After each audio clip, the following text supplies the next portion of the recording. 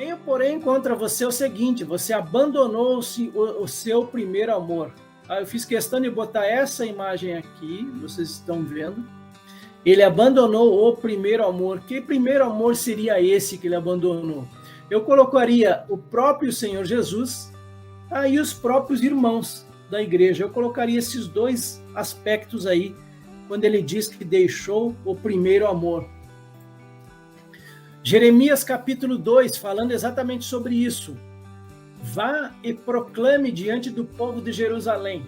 Assim diz o Senhor: lembro-me de você, meu povo, da sua afeição quando era jovem, do seu amor quando noiva, e de como você me seguia no deserto, numa terra que não é semeada. Israel era consagrado ao Senhor, e eram as primícias da sua colheita. Todos os que o devoraram se faziam culpados, o mal vinha sobre eles, diz o Senhor. Escutem a palavra do Senhor, ó casa de Jacó e todas as famílias da casa de Israel. Assim diz o Senhor: que injustiça os pais de vocês acharam em mim, para que se afastassem de mim, seguindo os ídolos sem valor e se tornando eles mesmos sem valor.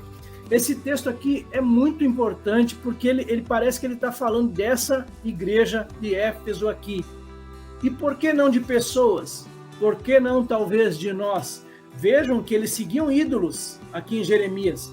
Essa igreja de Éfeso, muito provavelmente, eles também passaram a seguir ídolos.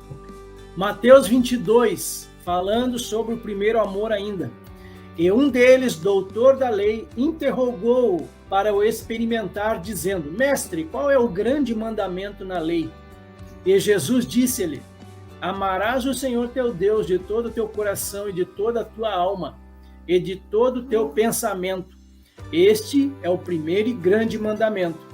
E o segundo, semelhante a este, é: amarás o teu próximo como a si mesmo.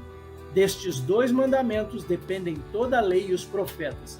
Então, por isso que eu comentei a respeito dessa questão aí, deles terem abandonado o próprio Senhor, o Senhor da igreja, aquele que anda no meio dos castiçais, mas também eles podem ter abandonado o amor ao próximo. 1 Coríntios 13, o amor como dom supremo. Ainda que eu fale as línguas dos homens e dos anjos, se não tiver amor, serei como o bronze que soa, ou como o símbolo que retine. Ainda que eu tenha o dom de profetizar e conheça todos os mistérios e toda a ciência, ainda que eu tenha tamanha fé, a ponto de transportar montes, se não tiver amor, nada serei. E ainda que eu distribua todos os meus bens entre os pobres, e ainda que entregue o meu próprio corpo para ser queimado, se não tiver amor, isso de nada me adiantará. 1 Tessalonicenses, capítulo 4, versículo 9. Quanto, porém, ao amor fraternal, não necessitais de que vos escreva, visto que vós mesmos estáis instruídos por Deus, que vos ameis uns aos outros. E lá no sermão profético, Mateus 24, versículos 12 e 13, e por se multiplicar a iniquidade, o amor de muitos esfriará, mas aquele que perseverar até o fim, esse será salvo. Vocês vejam que essa igreja aqui, ela suportava provas, de uma maneira ela perseverava nessa questão, mas no fim ela acabou deixando o primeiro amor. Ela começa bem e vai esmorecendo no decorrer. Essa questão de multiplicar a iniquidade ou multiplicar o pecado, a maldade, isso aí já é uma realidade no mundo, mas ele vai se multiplicar principalmente na época da grande tribulação. Ali, nesse período, de fato, a iniquidade vai se multiplicar e o amor vai esfriar de muitos. Lembre-se, pois, de onde você caiu, arrepende-se e volte à prática das primeiras obras. Vejam esse texto de Oséias aqui, capítulo 14. Israel, volte para o Senhor seu Deus, porque você caiu por causa dos seus pecados. Olha só, que grave isso. Tragam palavras de arrependimento e convertam-se ao Senhor, dizendo: perdoa toda a nossa iniquidade, aceita o que é bom e, em vez de novilhos, os sacrifícios dos nossos lábios.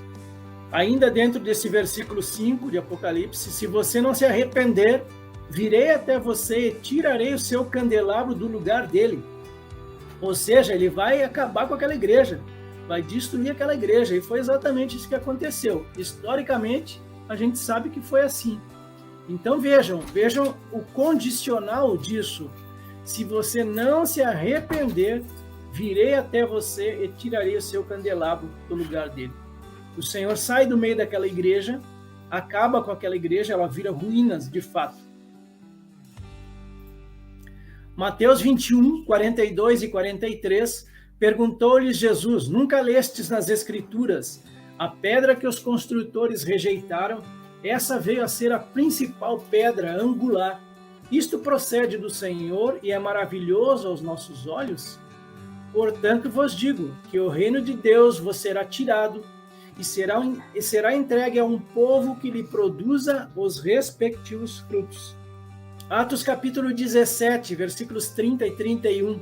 Deus não levou em conta os tempos da ignorância, mas agora ele ordena a todas as pessoas em todos os lugares que se arrependam, porque Deus estabeleceu um dia em que julgará o mundo com justiça, por meio de um homem que escolheu, e deu certeza disso a todos, ressuscitando dentre os mortos. Então não precisa nem dizer quem é esse juiz que vai julgar com justiça o mundo.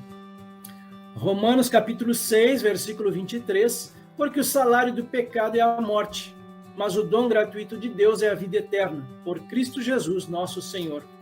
Versículo 6, mas você tem a seu favor, e aqui a gente vê os elogios, você tem a seu favor o fato de que odeia as obras dos nicolaítas, as quais eu também odeio. 2 Crônicas, capítulo 19, versículos 2 e 3, o vidente Jeú, ou o profeta Jeú, filho de Hanani, saiu ao encontro do rei Josafá e lhe disse: devias tu ajudar ao perverso e amar aqueles que aborrecem o Senhor? Por isso caiu sobre ti a ira da parte do Senhor. Boas coisas, contudo, se acharam em ti, porque tiraste os postes ídolos da terra e dispuseste o coração para buscares a Deus. 1 Timóteo capítulo 1, 3 e 4, quando eu estava de viagem rumo à Macedônia, pedi a você que ainda permanecesse em Éfeso para admoestar certas pessoas, a fim de que não ensinem outra doutrina. Aqui a gente reflete, que doutrina seria essa? Seriam esses nicolaítas que Paulo estava se referindo? Provavelmente seja, mas poderiam ter outras também.